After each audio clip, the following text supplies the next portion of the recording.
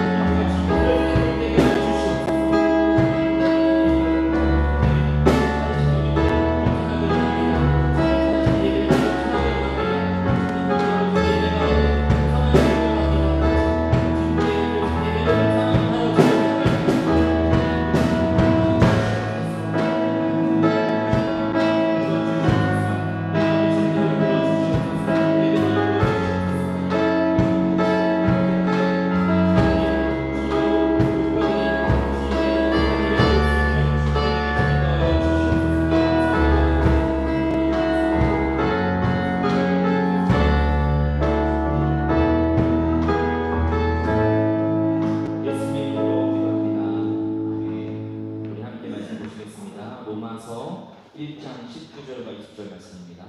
로마서 1장 19절 20절 말씀을 좀 드리겠습니다. 하나님을 알만한 일이 사람에게 환히 드러나 있습니다. 하나님께서 그것을 환히 드러내 주셨습니다. 이 세상 창조 때로부터 하나님의 보이지 않는 속성, 곧 그분의 영원하신 능력과 신성은 사람이 그 지으신 만물을 보고서 깨닫게 되어 있습니다. 그러므로 사람들은 핑계를 댈 수가 없습니다. 아멘.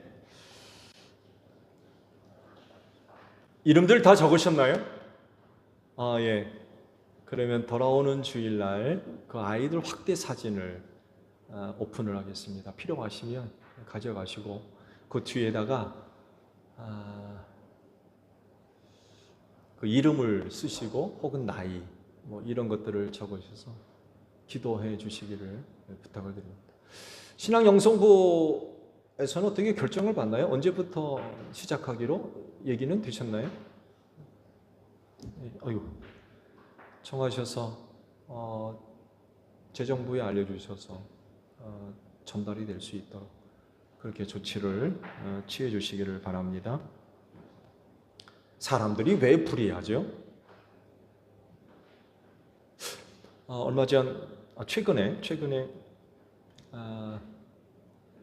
책을 하나 보게 됐는데 그런 질문을 하나 하더라고요. 신선하게 좀 다가왔는데 왜 사람을 괴롭힐까? 왜 사람을 괴롭힐까? 그런 물음을 하더라고요. 왜 괴롭히죠?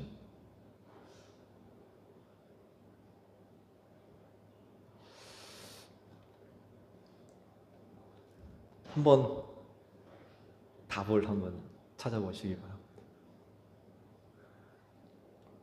오늘 그 말씀을 보면 지난주에 이어서 이제 연속된 말씀인데 왜 불의할까요, 사람이? 말씀을 봤던 대로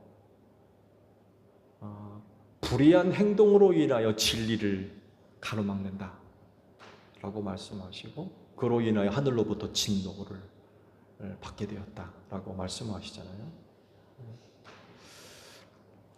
여러 가지 이유가 있겠습니다만 오늘 주신 말씀 속에서 그 이유를 한 가지 찾는다 그러면 하나님을 알지를 못하기 때문이라는 거예요. 하나님을 알지를 못해서 불의하다는 겁니다.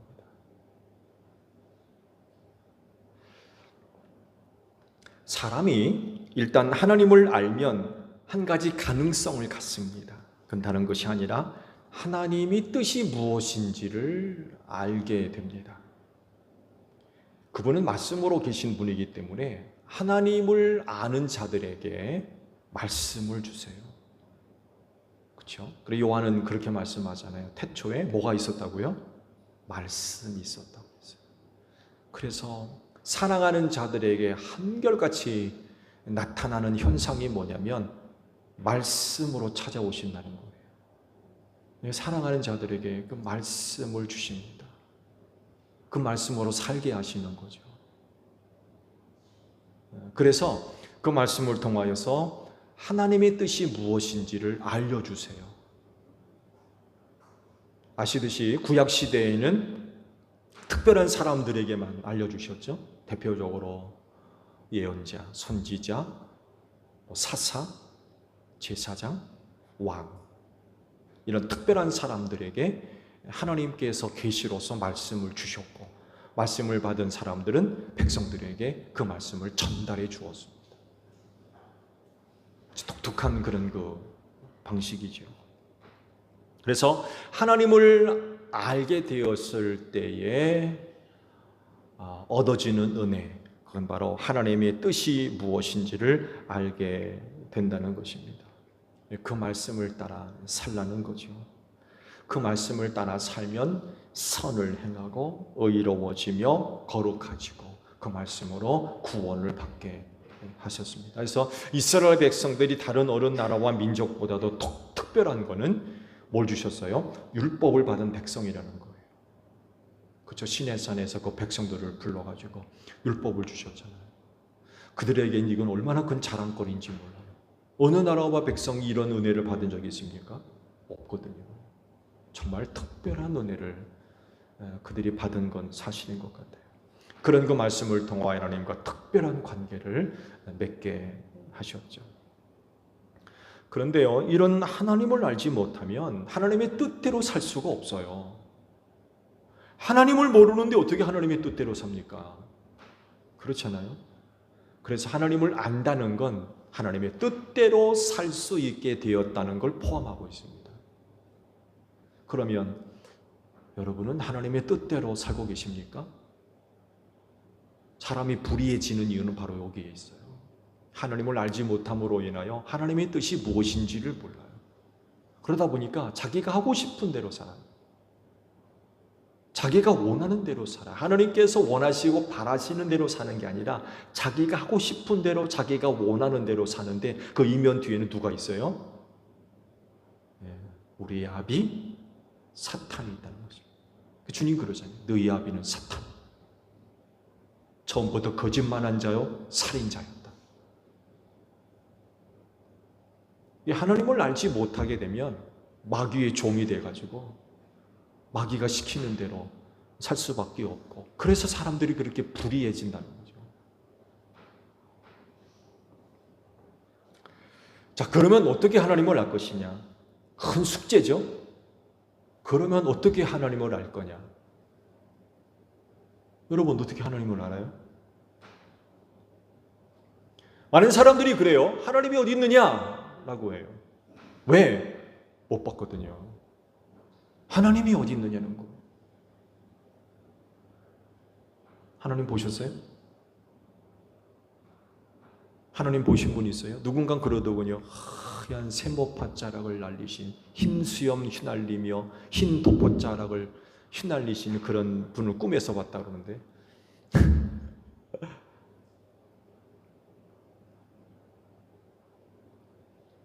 아시듯이 하나님은 영적인 존재이기 때문에 사람의 육신의 눈으로 보일 수 있는 존재가 아니에요. 그런데도 많은 사람들이 그렇게 얘기를 합니다. 하나님 못 봤다는 거죠. 하나님 어디 있느냐는 거. 보면 믿을 겁니까? 보면 믿을 거예요. 이 문제는요, 어제 오늘만의 문제가 아니지요. 그렇죠? 그 유명한 모세도 하나님 보기를 원했습니다. 놀랍게도. 그에게 특별한 은혜가 있었잖아요. 그렇죠? 하나님께서 당신을 계시하실 때 다양한 내용과 방법으로 자기를 계시하셨잖아요. 처음 모세를 부르실 때 보세요. 떨기 불꽃 가운데 나타나셨다고 했어요. 근데 모세가 보는데 불에 타지 않는 떨기를 본 거예요. 불에 타면 나무가 타야 되는데 타지를 않는 거예요. 불은 있는데. 신비한 걸 경험한 거죠. 거기 누가 오셨어요? 하나님이 그렇게 찾아오셨던 거예요. 거기서 하나님을 뵙죠.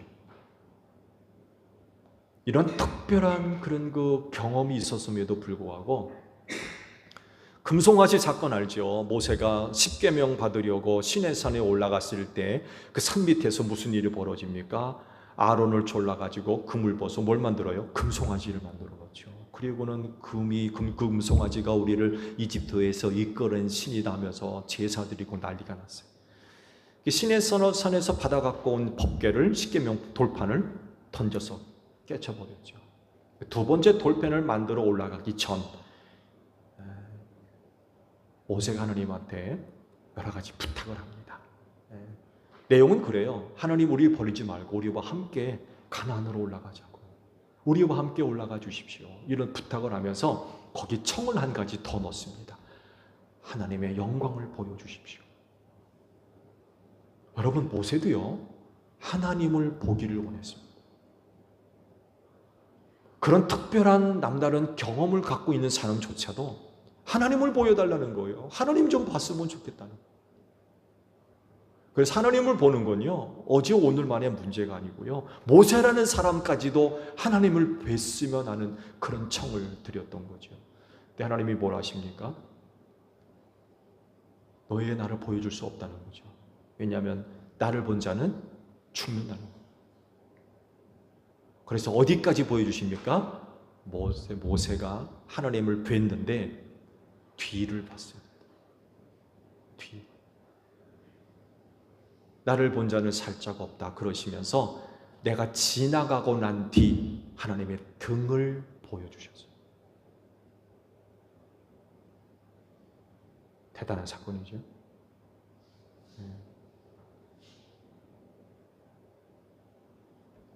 신약에 와서 또 그런 일이 있었죠. 빌립도 예수님한테 뭐라고 부탁합니까? 아버지 좀 보여주세요. 아버지 좀 보여주세요.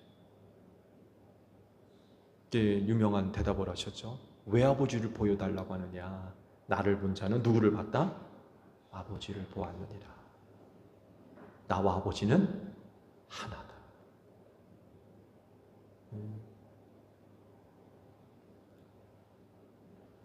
사람의 몸을 입고 독생하신 아들로 오신 하나님.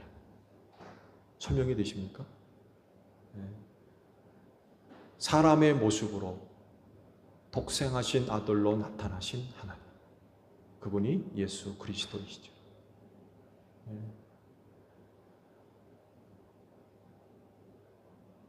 나를 본 자는 아버지를 보았느니라.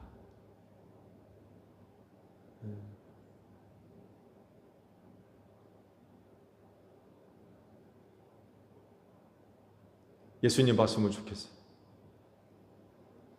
2000년 전으로 돌아가서 우리 가운데 사람의 모습으로 오셨던 하나님. 그 하나님은 어떤 모습이었을까? 화가들은 그러더군요. 지금 예수 그리스도의 그림을 그려놓은 그림들은 다 헛된 거라는 거죠. 왜냐하면 유대인으로 그려놓지 않고 서양인으로 그려놨다는 거예요. 여러분, 유대인과 서양인은 다릅니다. 피부색도 다르고 얼굴 모양도 달라요. 근데 서양인이 그려놓다 보니까 예수님은 서양인처럼 그려놨는데 사실은 근동 지역에 있는 그런 그 사람들로 그려놨어야 되는데 좀 다르게 그려놨죠. 이제 예수님이 이런 모습일 것이다라고 그려놓은 그림을 이렇게 보면 물론 추상화죠. 물론 이제 상상으로 해서 예수님이 이렇게 생겼을 것이다라고 이제 유대인처럼 그려놨는데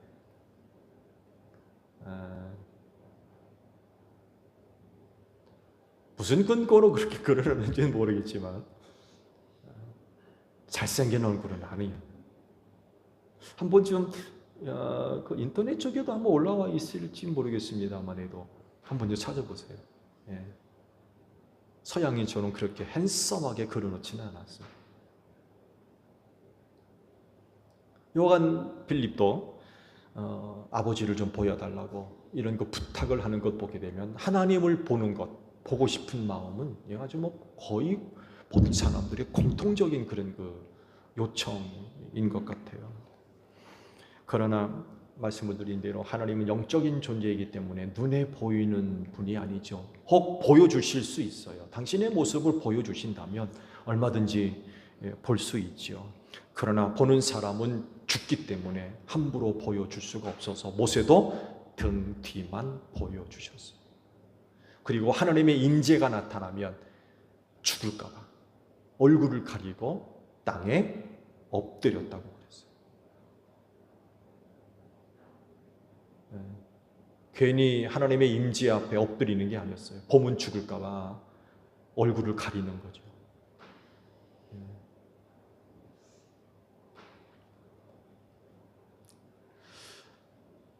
이렇게 하나님을 본다는 것, 혹은 신적 임재를, 존재를 깨닫는 것,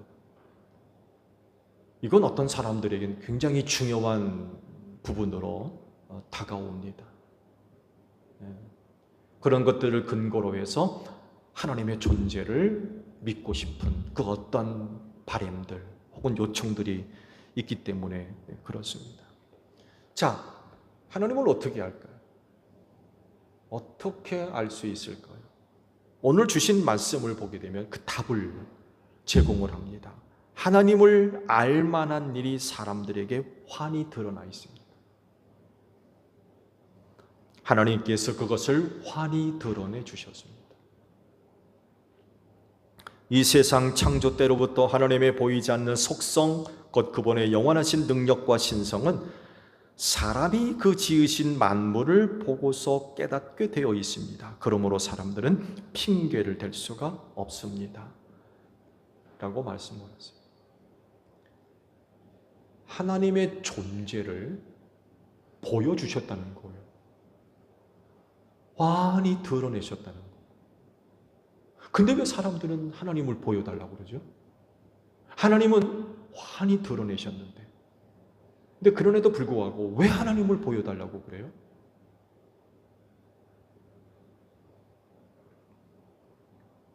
자, 그러면 하나님을 알만한 것이 뭐가 있습니까? 오늘 말씀 속에서 두 가지를 발견할 수가 있어요. 하나는 사람들에게 주신 신적 지식입니다. 또 다른 말로 표현한다면 종교심이라고도 표현할 수가 있을 것 같아요. 하나님은요, 인간들 마음속에 하나님을 아는 지식을 심어주셨어요. 그래서 그 증거가 뭐냐면 무의식 속에서 신을 찾는다는 거예요. 무의식 속에서. 자기는 무신론자래요. 신적 존재를 안 믿는다는 거죠. 하나님이 어디 있느냐고 그러고 무신론자다. 근데 무의식 속에서 신을 찾는다는 거죠. 좋은 예로도 갑자기 논란스러운 어떤 일이 아이고 하나님 이라고 찾잖아요. 무의식 속에서 신을 찾는 그런 그 모습들이 있다는 것입니다. 인간을 만드실 때에 하나님의 형상을 조차 지으셨다고 말씀을 하죠. 그래서 인간의 존재 안에 하나님의 형상이 스며 있습니다. 그래서 하나님을 찾을 수밖에 없어요. 신적인 존재를 찾을 수밖에 없는 게 인간입니다. 근데 이제 이게 문제가 되는 건 뭐냐면 그 신적 존재를 찾는데 하나님을 찾는 게 아니라 뭘 만들었어요? 우상을 만들어서 신을 찾는 게 이제 문제가 된 거예요. 사람들이 우상을 왜 만들어요? 말씀을 드린 대로 하나님을 찾는 신적인 그 의미들을 심어두셨기 때문에 그래요. 신을 찾는 거죠. 그래서 하나님을 찾으면 다행인데 사람 손으로 우상을 만들어 놓고는 그게 신이라는 거죠.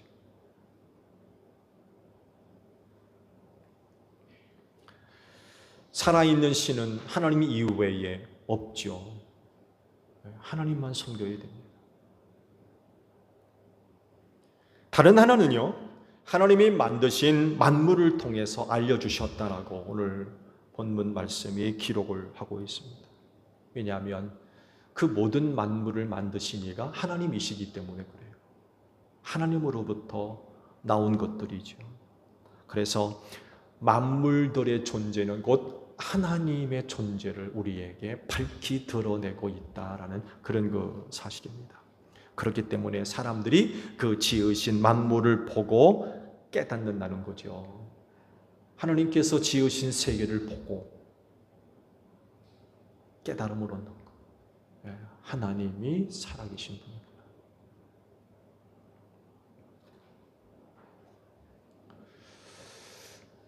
그런데 왜 인간들이 하나님을 모르죠? 왜 하나님이 없다고 합니까? 그 답을 3장 9절에 가서 이유를 밝히십니다. 즉, 사람들이 하나님을 알지 못하는 근본적인 이유는 죄 때문이래요. 죄. 하나님의 형상을 조차 지음받았음에도 불구하고 죄가 들어옴으로 말미암아 그 영혼이 어두워졌다는 거예요.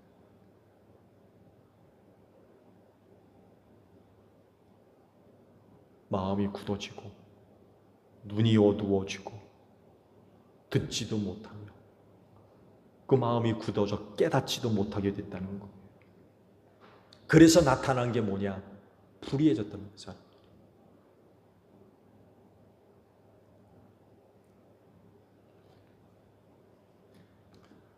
그렇다고 하면 여러분들은 어떤 생활들을 하고 계십니까?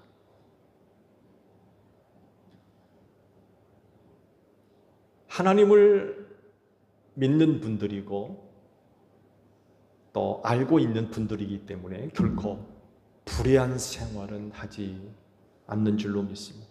곧 하나님의 뜻을 알아서 그 뜻을 실현해가는 그런 분들이기 때문에 결코 불의하게 살지 않으시겠죠. 불경건하거나 불의한 그런 모습들은 아마 없을 겁니다. 그리고 또 전에 우리가 하나님 없이 살 때에는 그렇게 살았었는데 우리를 구원해 주셨잖아요. 그런 생활로부터 우리를 구원해 주셨어요. 예수 믿게 하셔서 죄와 사망에서 구원을 하시고 하나님의 자녀 삼아 주셨습니다. 그렇기 때문에 더 이상 불의한 생활, 불경건한 그런 생활들은 없어졌죠. 없어졌습니다. 더 이상 그렇게 살지 않습니다. 더 놀라운 건 하나님의 영이신 성령님을 우리에게 주신 줄로 믿습니다. 하나님의 영이 우리 안에 성전 삼아 영원히 내주에 계시는 그런 큰 은혜를 우리에게 주셨어요. 그래서 남들이 알지 못하는 것을 알게 하시고 믿지 못하는 것을 믿게 하시고 남들이 보지 못하는 것을 보게 하시고 듣지 못하는 것을 듣게 하시며 깨닫지 못했던 것들을 그 성령님을 통해서 깨닫게 하시는 그런 그 은혜들을 주셨습니다. 성령을 통해 얻은 놀라운 그런 그 은혜들이죠. 그렇진데 앞으로 더욱더 깊이 하나님을 알아가는 여러분들이 되시기를 바랍니다. 성령께서 우리에게 베풀어 주실 은혜의 다양한 내용성들을 주님이 말씀하시잖아요. 믿게 하리라, 알게 하리라, 기억나게 하리라. 성령이 오시면 그런 놀라운 은혜들을 줄 것이라고 말씀을 하셨습니다. 그렇진데 성령의 도우심을 통하여서 여러분의 믿음이 그리스도의 장성한 분량에까지 자라가는 여러분들이 되시기를 바랍니다. 기도하겠습니다. 하나님을 더 깊이 알게 하소서. 우리의 눈을 활짝 열어주시고 우리의 귀를 열어주시고 우리의 마음의 문들을 활짝 여셔서 만물을 통하여서 하나님을 깊이 알아가는 저희 모두가 되어지기를 원합니다. 누구보다도 하나님을 아는 지식으로 충만하게 하셔서 오늘 우리의 믿음이 흔들리지 않게 하시며 남은 신앙의 경주의 잘 달려갈 수 있는 제일교회의 모든 성도들이 되어지게 하옵소서. 눈물 흘리며 씨 뿌리러 나갑니다. 하나님 한 주간 축복하시고 돌아올 땐 기쁨의 단을 거두어 드리고 돌아올 수 있도록 한 주간의 삶을 축복하여 주시옵소서. 예수님의 이름으로 기도하옵나이다. 아멘.